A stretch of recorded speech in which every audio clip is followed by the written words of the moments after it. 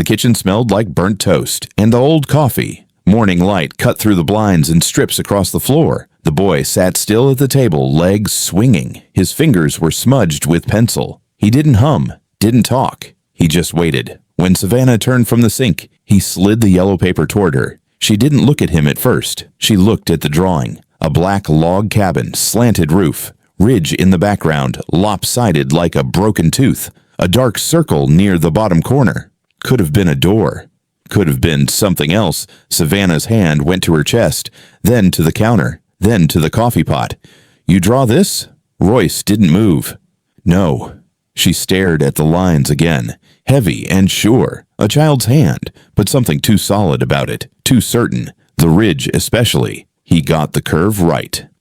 Downward slope, jagged break to the left, rise again, just like it looked from the old road, just like it looked when she was a girl. The coffee pot slipped, glass shattered across the floor, boiling liquid rushed under the fridge toward her boots. "Where'd you see this?" Royce's voice was soft. "I see it in my head." She bent down slowly, grabbing the dish rag, not looking at him. Her hands shook, the rag soaked through quickly and hot. "You been out there?" "No." "You passed the fence." He blinked. "I don't know where it is." Savannah stood up, holding the dripping rag. Her mouth opened, then closed. She turned the paper over. Blank on the back. No name. No date. "Do you draw anything else?" He pointed to the drawer. She pulled it open. Pencils, paper scraps, a bent plastic fork. No other drawings. "Where's the rest of it?" "That's all." She looked at him. Really looked. Same pale eyes, same slow way of blinking when scared. She hadn't seen that look since her daddy walked into the barn with a shotgun and didn't come back out. "You talk to anybody?" He shook his head. "Anybody tell you about this place?" "No." Savannah sat down across from him. The chair creaked. "That cabin. Have you ever heard that word before?" "What word?" "Cabin." He shrugged. "It's just what it is." She reached across the table. Her hand hovered near his. "You dream of it?" He nodded. "Every night."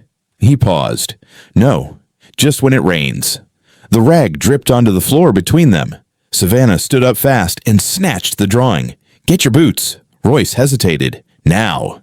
She grabbed the truck keys from the hook, stuffed the drawing in the glove box, slammed it shut. The slam echoed through the small kitchen like a slap. Royce climbed down from the chair, grabbing his jacket. On the porch, the dog didn't bark, just watched them from the corner with tired eyes. Savannah didn't look at it. She walked straight to the truck, keys tight in her grip. Royce climbed in and shut the door softly. The seatbelt clicked. The old engine coughed before it turned over. "Where are we going?" She didn't answer. The gravel cracked under the tires as they rolled out of the yard, past the silo, past the empty pen. Down the hill toward Ma Ellen's, Royce leaned his head against the window. Trees blurred by. Some are still green, some not. The radio stayed off. At the bottom of the hill, the house came into view. Same as it ever was. Wood graying, porch sagging, curtains drawn. A figure moved behind the screen door. Savannah pulled up hard. Brakes squealed. "Stay in the truck!"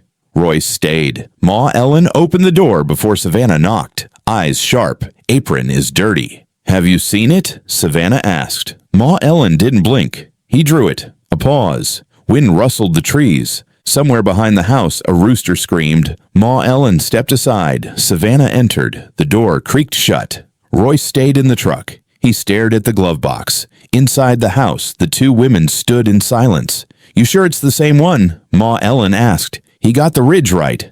"And the window?" "Bottom right corner. Just one." "Barely there." Ma Ellen nodded slowly. It started again. Savannah looked down. "He's just a boy." "They always are." Savannah wiped her face. "He said he saw it in his head. Said it comes when it rains." Ma Ellen's hand tightened around the arm of a chair. "You still ain't told him." Savannah shook her head. "He doesn't know about John. He doesn't know about the fire, about what y'all buried out there." "Then you best keep it that way." Savannah moved to the window. I looked out at the truck. "He's 9. The same age your daddy was when he saw it." Savannah closed her eyes. "I told him not to go past the dogwoods." Ma Ellen nodded. "He'll go anyway." They stood quiet for a long time. Finally, Savannah turned. "I won't let it start again."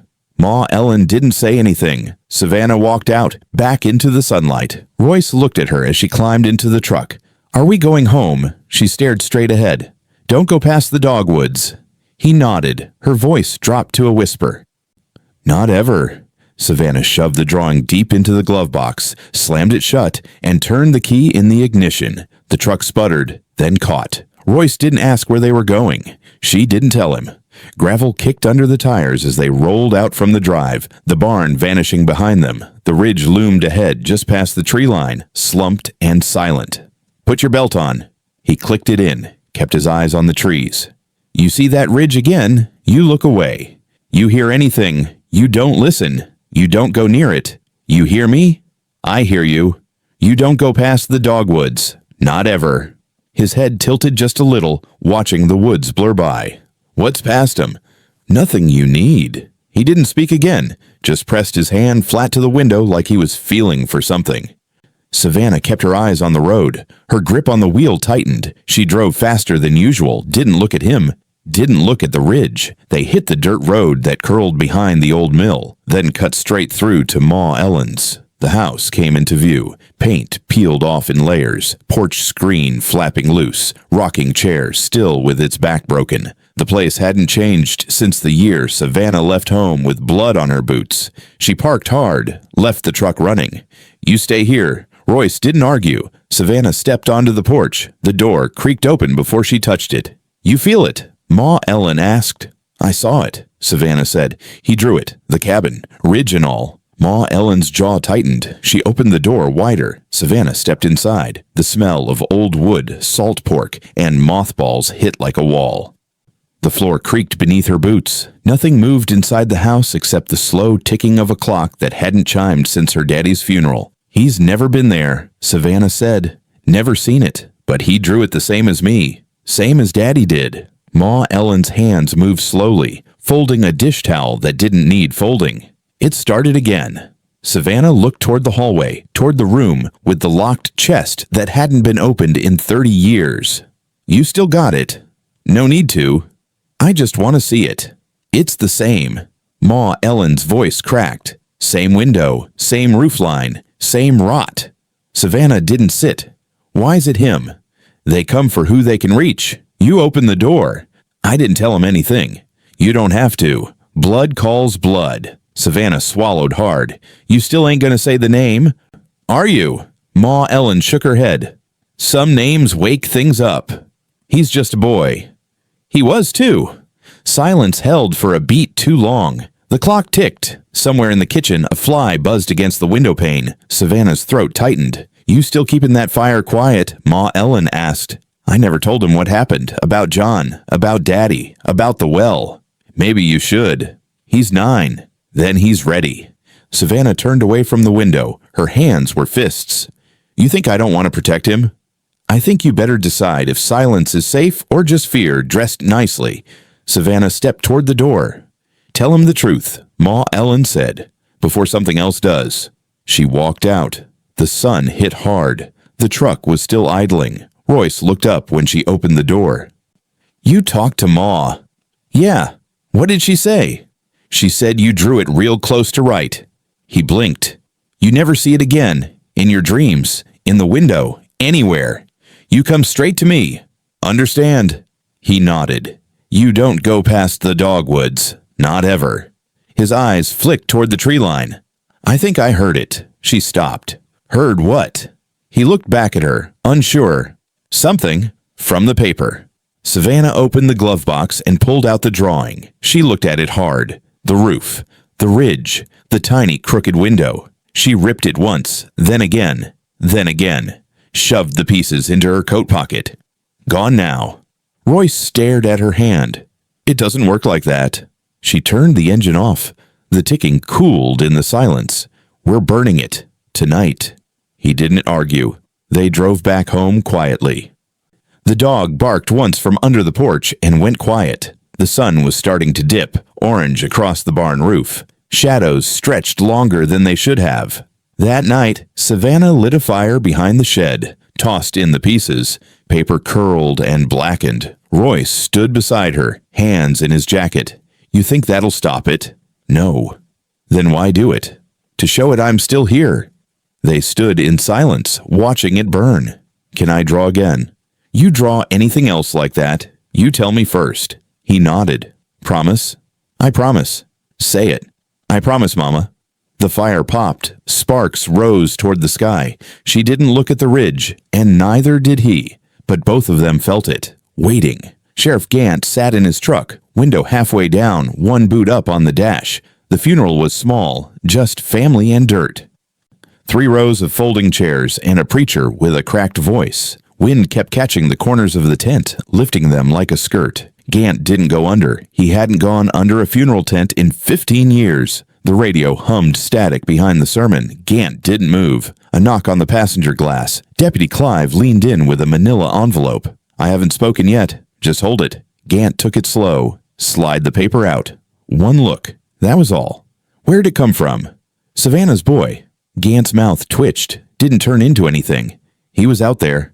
Doesn't sound like it. Then how the hell'd he draw it? Clive shrugged. Says he dreamed it. Gant didn't answer. He set the drawing on the dash. The ink was fresh. The lines matched. That same slant in the roof. That same broken ridge behind it. Whoever drew it had seen it. Not guessed. Seen it. You want to talk to her? No. You think it's startin' again? Gant opened the door. The hinge groaned. It never stopped. He stepped out, boots crunching dry dirt, walked past the line of mourners, past the preacher. No one stopped him. They just watched. He walked right up to the casket. The lid wasn't open, didn't need to be. He pulled the drawing from his coat pocket and dropped it flat on the pine box. It fluttered once before settling. Should have burned it all when we had the chance. He turned back, slow. His eyes swept the trees past the graveyard, toward the line where the ridge cut up through the horizon like an old scar. He stood there a moment longer, then walked back to the truck. Clive didn't speak. They drove off quietly. Half a mile down the road, Gant lit a cigarette. You remember the last time it showed up? Yeah. Do you believe in it? I believe in what it does. Clive looked over. Have you ever seen it? Gant stared straight ahead. Enough. They pulled up to the station. The front steps creaked under their weight. Inside, the air was stale with paper and old wood. The phone blinked, but Gant ignored it. He went into his office and shut the door.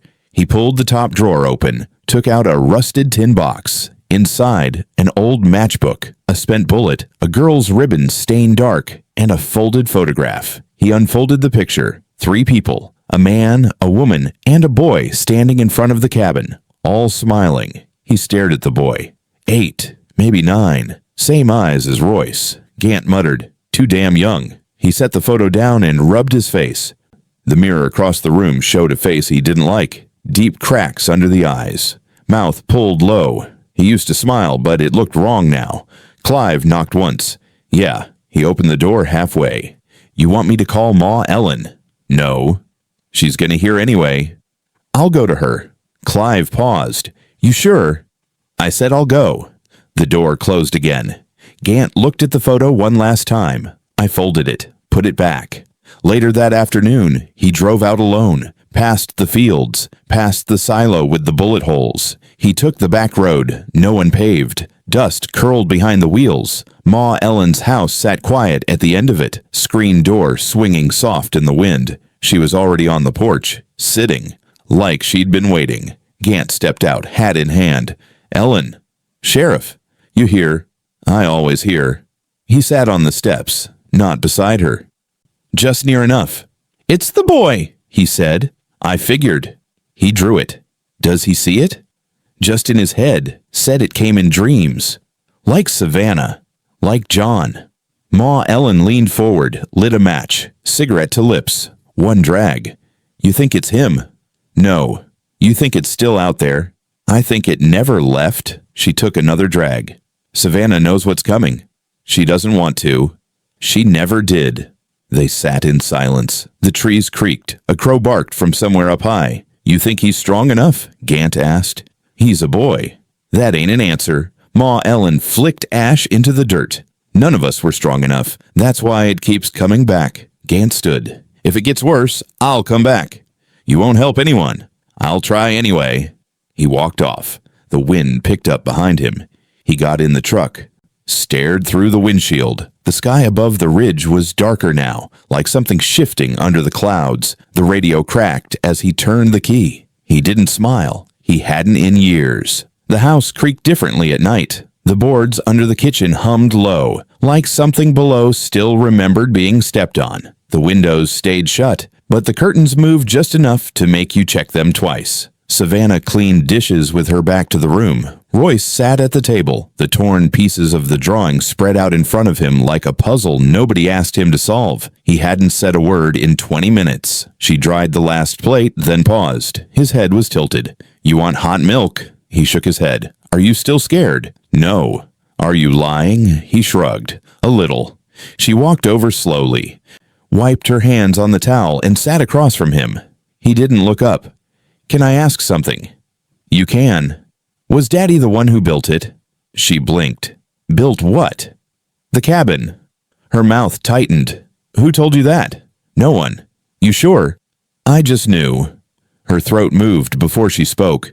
"Why do you think he built it?" "It's not in the dream, but when I look at it, I feel like it's his." Savannah looked at the paper scraps. One still had the slant of the roof. Another, the black square, that could have been a window.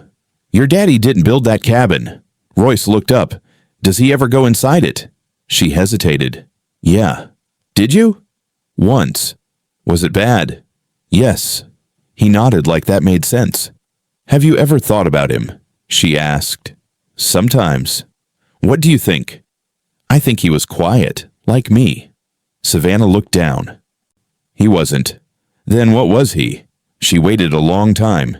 "His name was John Trough. Royce blinked slowly. "You never said that before." "I know." She leaned back in the chair.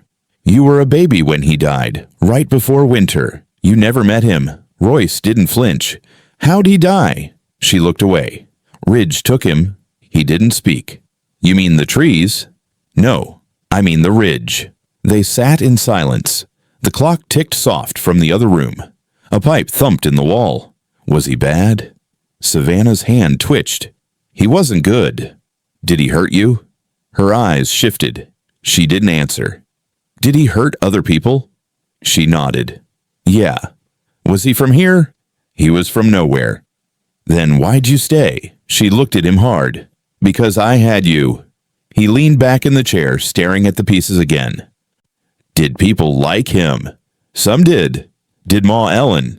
"No." "Did the sheriff?" Savannah swallowed.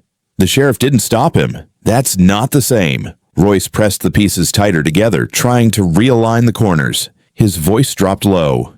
"I think he's still in it." Savannah stood fast. "Stop!" He looked up. "I didn't mean—" "You didn't know what you meant. Don't talk like that." She walked to the sink, gripped the edge. Her reflection in the window didn't look like her, just something tired, fading. "I didn't ask to be his," Royce said. "You're not."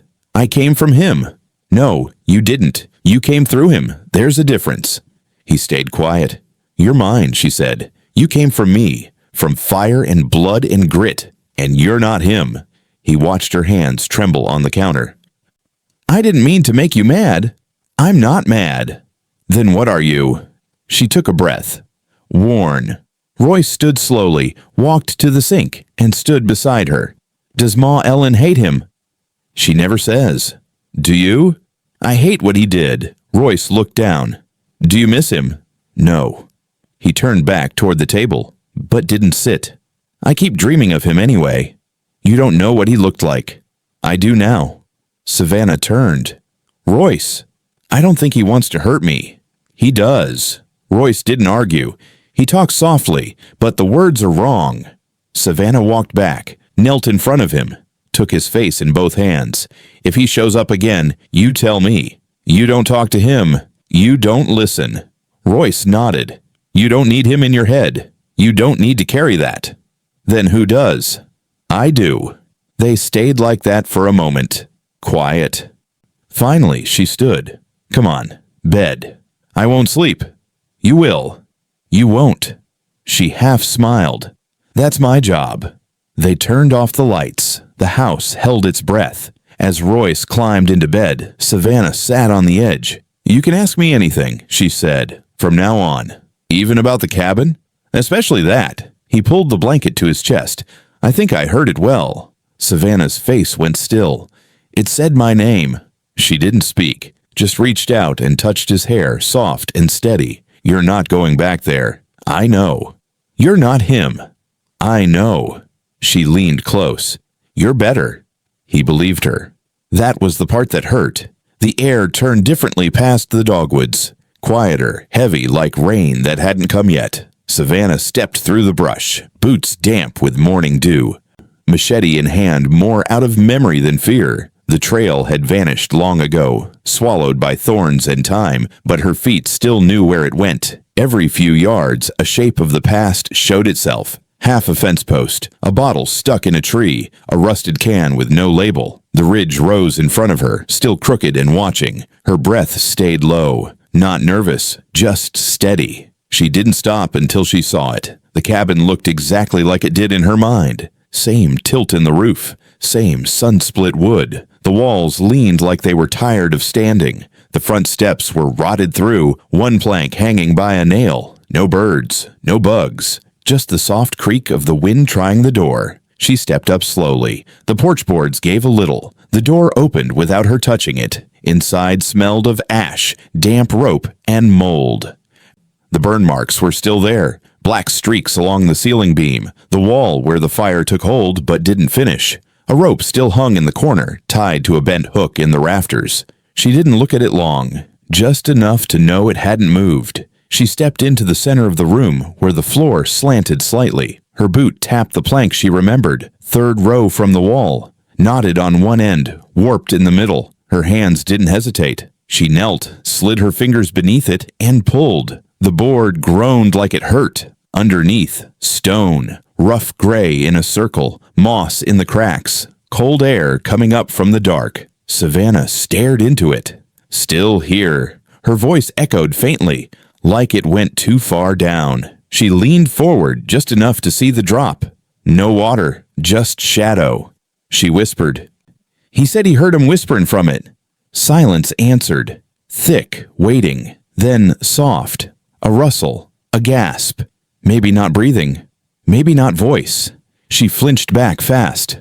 Nothing followed. Her heart thumped loud in her ears. She stayed crouched, eyes on the well, not blinking. It came again, fainter, almost human, almost not. She stood fast, slammed the board back down, kicked it once to lock it in place. The room shifted, like something old stirred beneath it. She backed toward the door, didn't turn her back. Not today, she muttered. Not again. The rope in the corner swayed gently. No breeze. She stepped out. The sun hit hard, made her squint. She didn't look back, just walked, fast, through the brush, down the ridge, past the trees that bent toward her. By the time she reached the dogwoods, she was running. Home wasn't far. But her chest ached like she'd run for miles. When she reached the yard, Royce was sitting on the porch steps, drawing again, head low, pencil scratched slowly. She stopped at the edge of the drive, breathing hard. He looked up, saw her. "You okay?" She didn't answer. "You went, didn't you?" She walked past him into the house, wash her hands 3 times. The smell of the rope wouldn't leave. Royce followed. "Did you find it?" She turned. "You drew it again." He held up the page. Same cabin. This time the roof was darker. They are well visible now. A small circle, open, like an eye. "You didn't know it was there," she said. "I saw it last night." "In a dream?" "No." Her voice dropped. "Then where?" He didn't blink. "On the floor." "You've never been there." He didn't speak. Savannah grabbed the drawing, tore it, burned it in the sink. I watched it turn black and curl. Royce stood silent, watching the flame. "He's still down there, isn't he?" he asked. She didn't turn. "You put him there?" "No." "Then who did?" She turned finally. "He fell." Royce narrowed his eyes. "Did you watch?" "I didn't stop him." He looked toward the window, toward the ridge. "He wants out." "I know." "What happens if he gets out?" He starts again. Royce's hands balled up. "What if I let him?" "You won't." "What if I already did?" Her voice sharpened. Don't say that. I didn't mean to. I don't care. She crossed the room, grabbed his face in both hands. You don't go near that ridge. You don't draw. You don't listen. You keep your mind closed. Shut tight. Understand? He nodded, stiff. Her voice cracked. Promise me. I promise. She let go. He looked down. He said my name.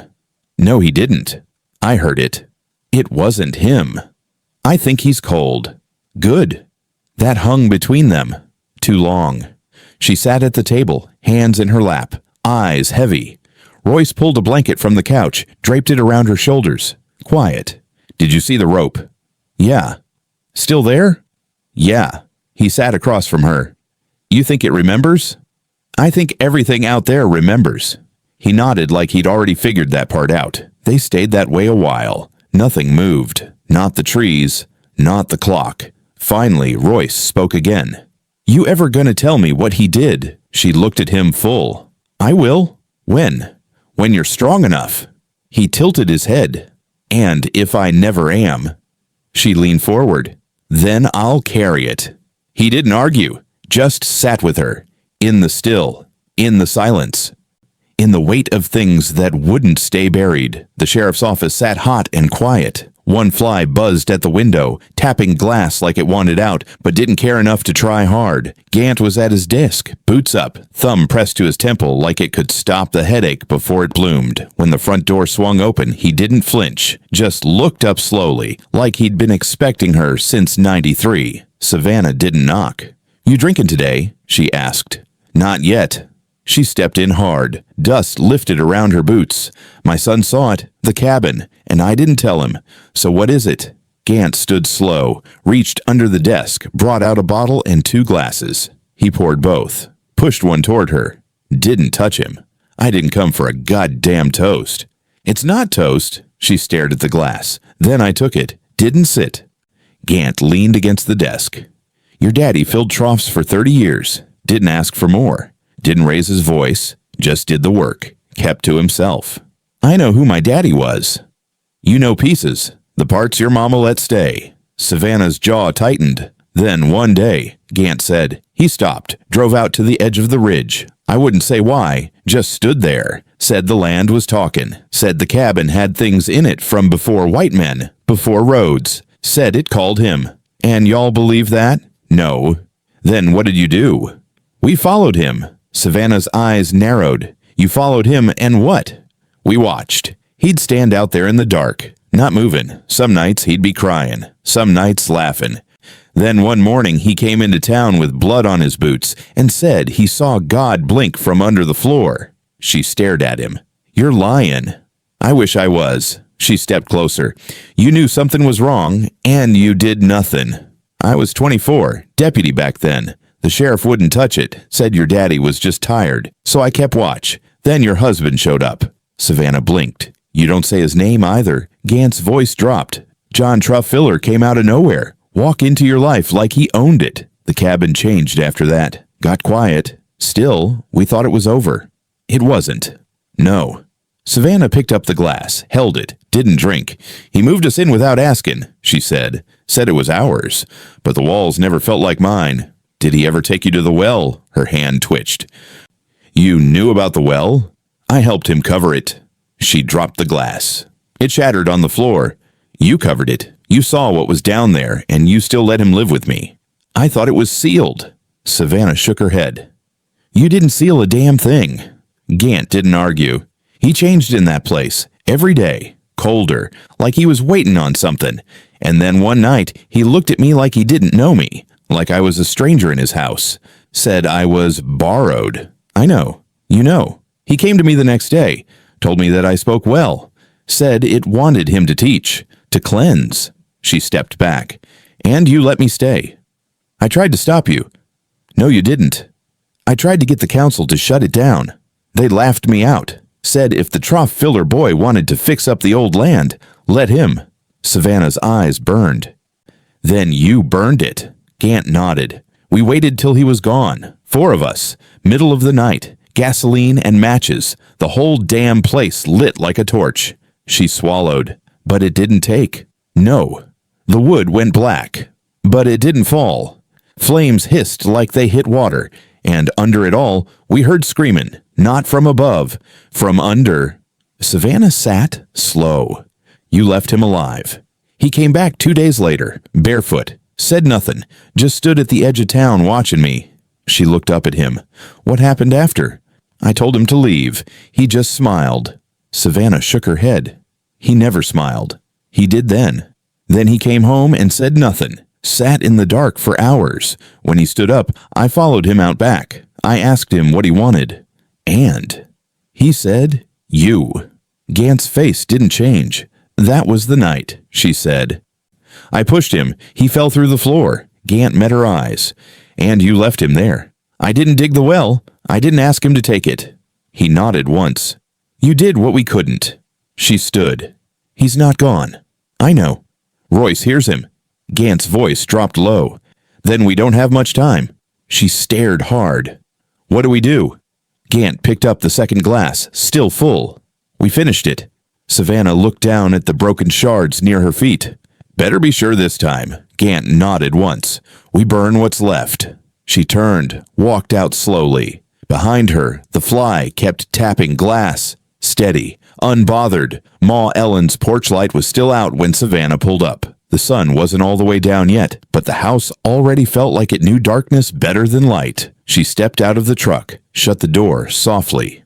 Her hand still smelled like smoke. The ridge, somehow, is closer now than it had been that morning. Inside, the hallway light glowed dim. Ma Ellen sat at the kitchen table with a box in front of her. Cardboard, old, water-stained along the edges. She didn't look up when Savannah walked in. You ready? Ma Ellen asked. No. You come anyway. Savannah stood on the other side of the table. She didn't sit. I went to Gant, she said. I figured. He knew. Of course he did. He didn't stop it. Didn't have the guts. Savannah's voice dropped. You packing up? Ma Ellen opened the box lid. Just pulling what's owed. What is that? History. I already know the story. No. You know the lie we let sit long enough to rot. Savannah stared at the box. You sure you want to open that? I'm here. Ain't I? Ma Ellen slid the box forward. Inside, a folded photo, a ribbon of pale hair, a rusted, blood-stained badge. Savannah froze. Is that his? Ma Ellen nodded. Your daddy's. The badge, too. No, that belonged to the man he beat half to death. Savannah picked up the ribbon. This was mine. No. She looked up. Ma Ellen's voice cracked. That was hers. Savannah blinked. She looked just like you, Ma Ellen said. Hair like fire in the right light. Same laugh. Same stubborn jaw. Who? Your sister. Savannah sat down. You had a daughter before me. I didn't have her. She was born to your daddy's first girl. Town girl. Quiet. He met her during deliveries. Said he loved her. Then she got pregnant. The sheriff threatened to lock him up. That's when the whispers started. Savannah touched the photo. It showed 2 girls. One a little older, one holding a stick like a rifle, both barefoot, dirt on their knees. Where's this taken? Behind the cabin. She held the badge now, the rust rubbed onto her fingers. Why keep this? Proof. Savannah didn't ask what. She already knew.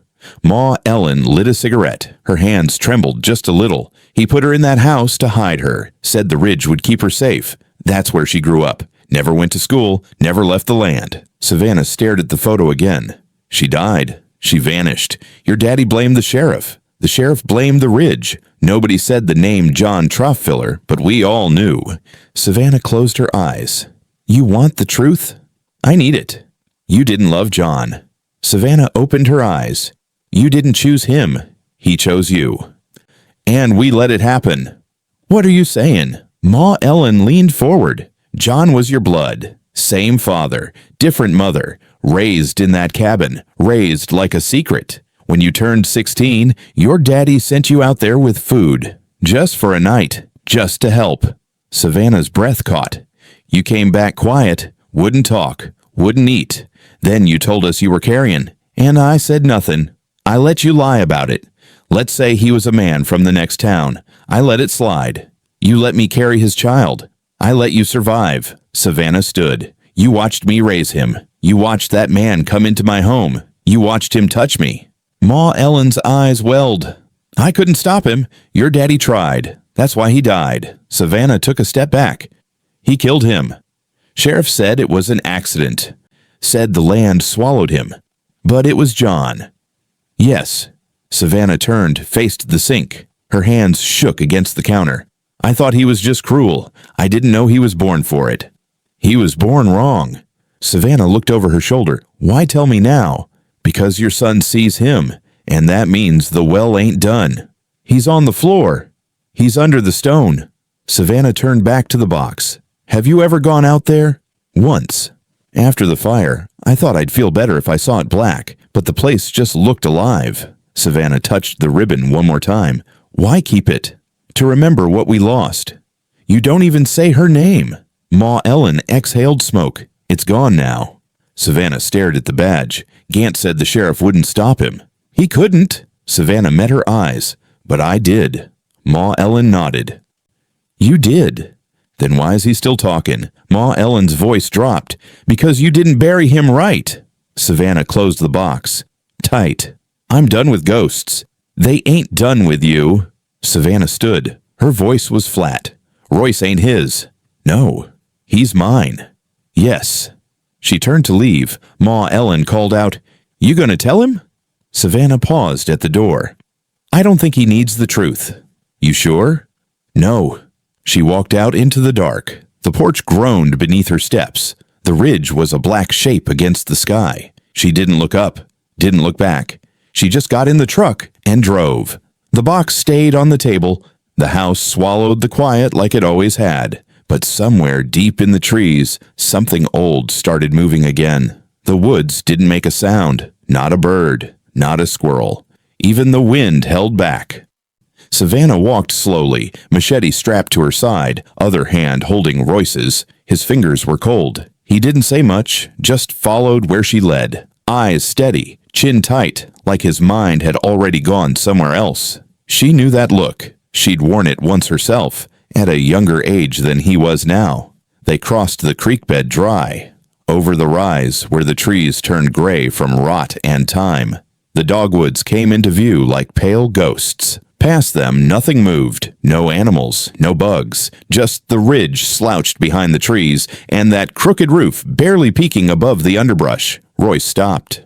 It's smaller than I thought. Savannah squeezed his hand. Do you remember it differently? Yeah.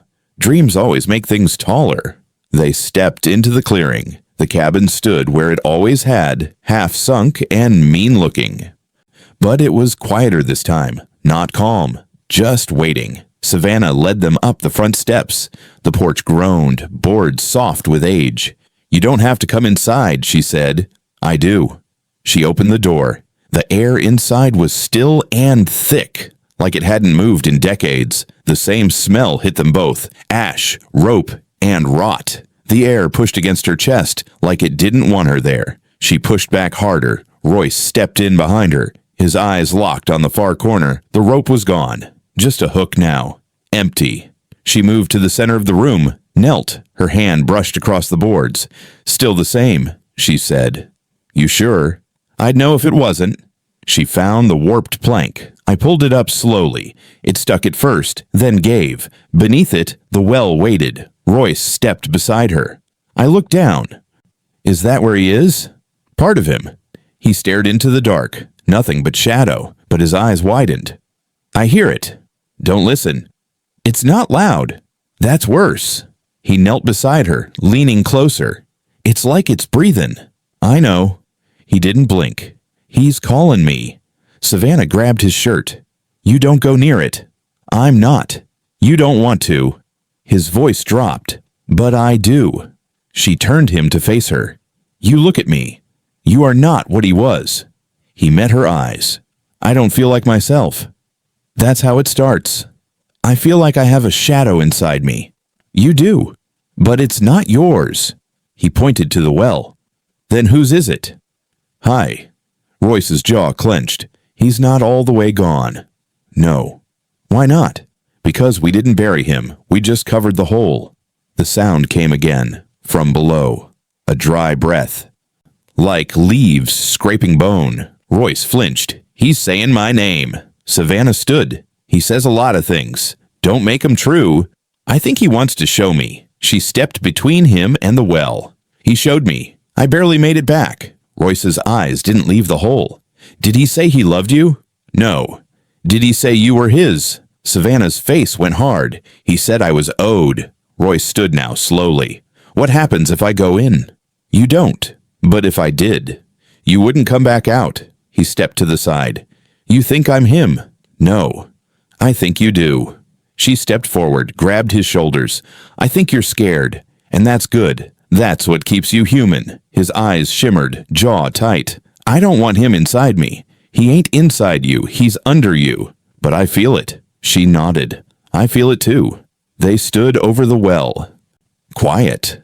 Something shifted in the dark, but didn't speak. Royce looked up at the ceiling, at the rafters. Where's the rope? Gone. You take it down. No. He glanced toward the door. Feels like we're being watched. We are. By who? By what's left of him. Royce stepped back. I don't want to come back here. You won't. You promise?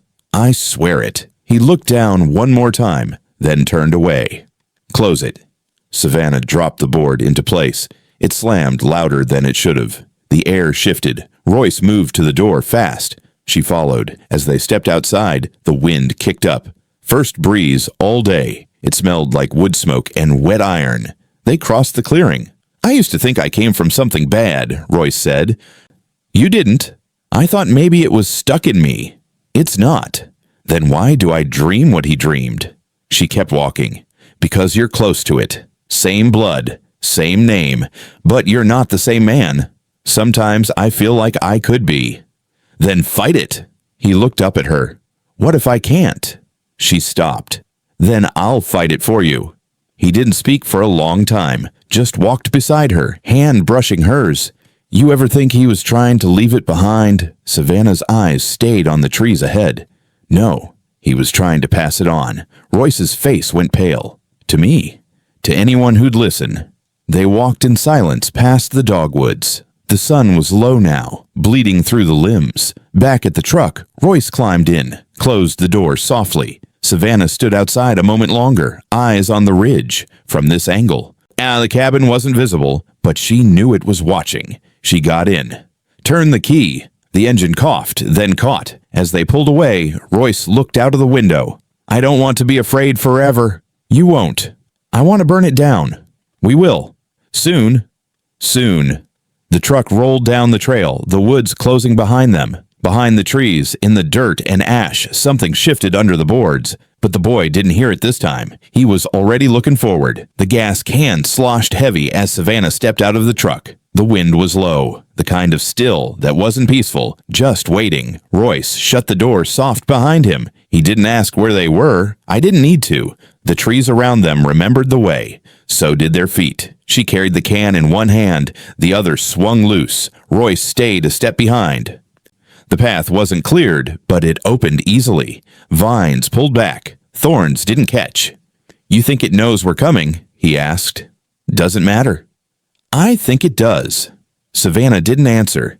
The ridge cut into view between two dead pines. The cabin sat just beneath it, low and hunched like a jawbone buried in dirt. Smoke still clung faint from the last time they stood here. Or maybe it was just the memory of it. They crossed the clearing slowly. You feel that? He asked. Yeah. It doesn't want us here. It never did. The porch cracked under their boots. She set the can down, pulled the matchbook from her coat pocket. I checked it. 3 left. Royce looked at the door. Locked? No. She pushed it open. The air inside hit like old sweat and rotten water. She didn't flinch.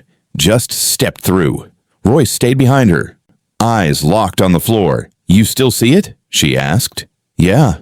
Same as before. No. Worse. She didn't ask what he meant. She moved through the room slowly, pouring kerosene in wide, hard strokes across the beams, under the windows, along the seams where the floor met the wall. Royce watched her. You sure it'll catch? If it doesn't, I'll stay here and make sure it does. You mean it? Every word. The last pour she saved for the center. She knelt, pulled up the warped floorboard with the heel of her boot. The well waited underneath. Royce stepped closer. You hear it? No, I do. Savannah stared at the dark. You listening? No. Are you tempted? Little. She looked at him hard. Don't be. I'm not. He crouched beside her. Is that where he's buried? He ain't buried. Then where's he at? Savannah's voice stayed low. Right under our feet, wrapped around the stone. Royce leaned in. You think he knows? Know what? That we're done with him. Yeah. He's mad? Let him be. She dumped the last of the gas down the hole. The splash echoed deep. Royce stepped back. Savannah put the board back in place. Didn't nail it down. It didn't matter anymore. She stood, took a breath. You ready? Royce nodded. She lit the match. It flared yellow, small, angry. She touched it to the sill, then the floor, then the rope of gas she'd dragged across the threshold. It caught on fast. Fire ran up the wall like it knew the way. Royce stepped back into the doorway. She followed. They watched it burn. First came the crack of dry wood splitting. Then the low groan as heat found old nails. The smoke thickened quickly, not white, but gray, heavy. It crawled out of the windows like hands. The flames moved in rows, peeling paint from the inside out. The hook in the ceiling shrieked once, then dropped. Royce didn't flinch. What if this doesn't work? He asked. It'll work. You sure? No. They watched the roof cave. A long plank fell in slow motion. Sparks popped around it like warning shots. Royce squinted into the smoke. I see something. Savannah didn't look. You don't need to. It's not him. I don't care. It's big. Don't name it. He stared anyway. It's looking at me.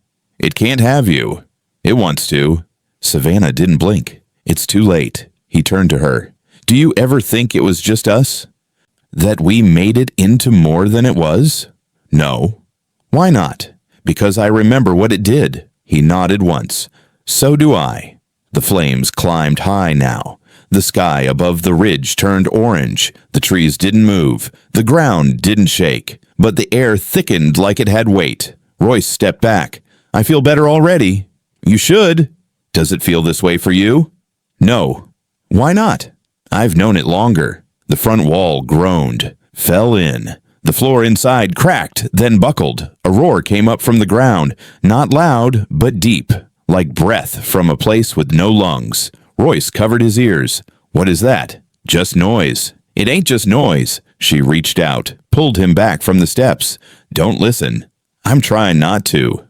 Try harder. They stood in the dirt. The fire reached higher now. Roof beams curled. Nails screamed.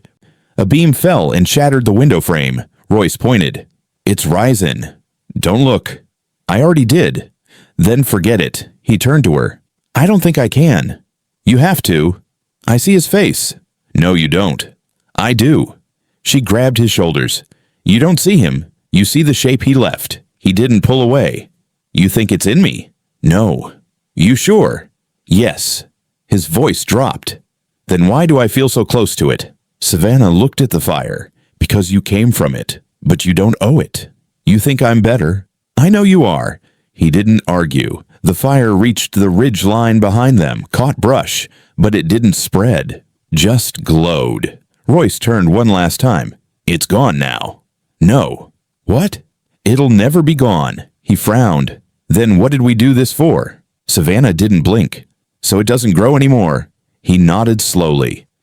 Good enough. They turned, walked back across the clearing, didn't look back. The sound of burning stayed behind them. No screams, no words, just crackle and pop and slow collapse. Halfway through the trees, Royce reached for her hand. She took it. Neither of them spoke. The woods didn't whisper. The wind didn't push. The trail opened up just enough to let them through.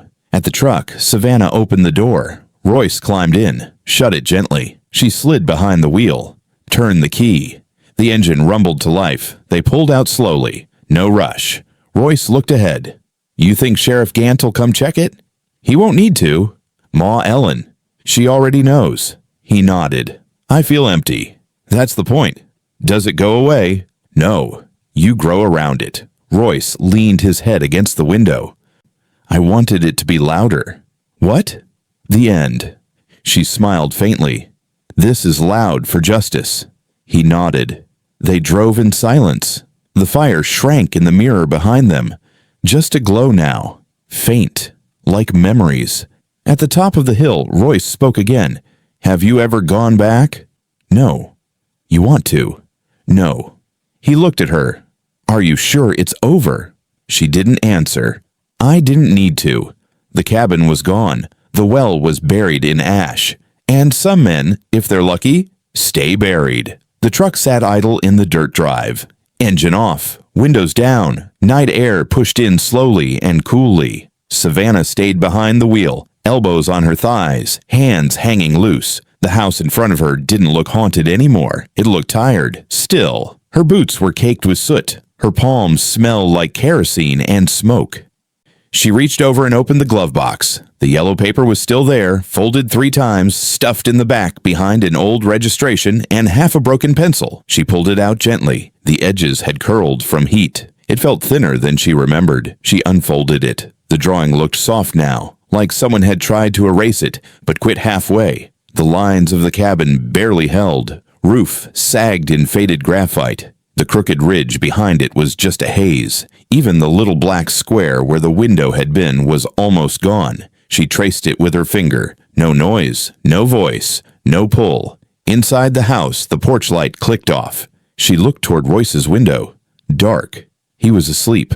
First time in weeks. She stayed in the truck. I didn't want the night to end yet. I didn't want the day to carry into the morning. It needed to stay here, stretched out quiet and full. She folded the paper small, took her time.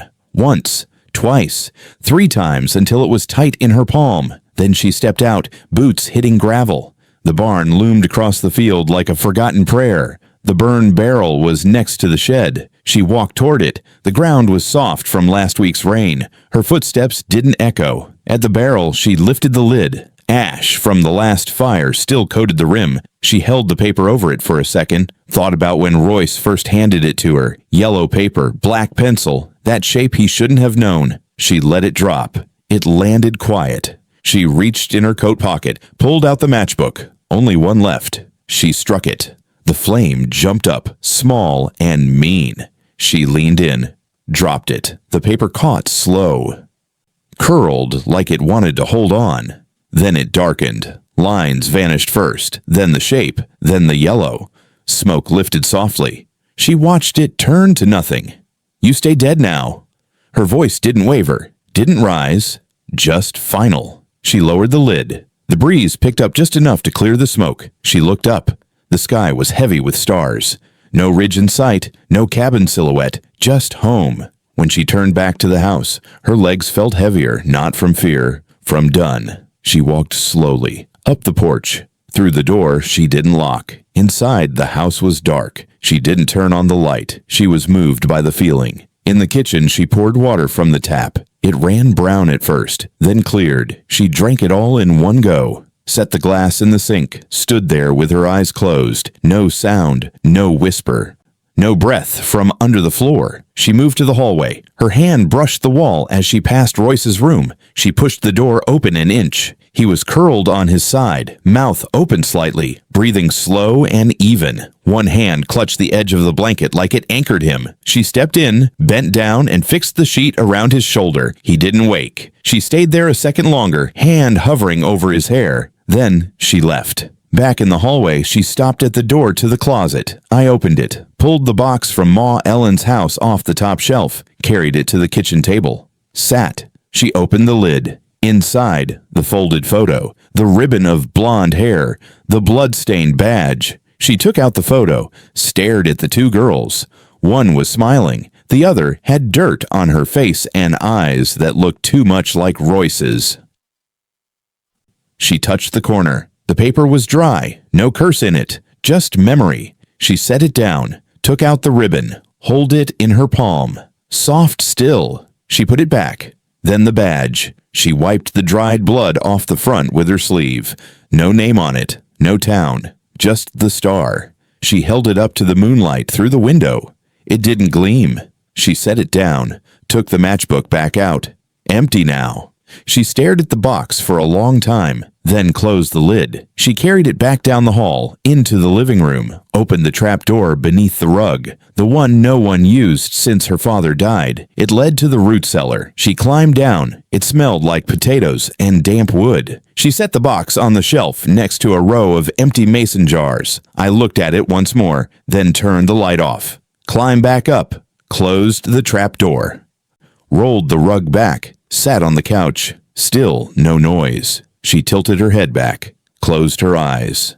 The fire hadn't taken all of it, but it took enough. She reached behind her, pulled the quilt down from the back of the couch, wrapped it around her shoulders, leaned into the corner and listened to nothing. The house breathed softly. It felt right. Morning didn't rush to come. She let it wait. In the dark, she thought of John. Not as he was in the cabin, but as he first was, the boy in her dreams. The one she almost believed in, the one she thought she could save. She let that version go too. She saw Ma Ellen's hands, weathered, still steady.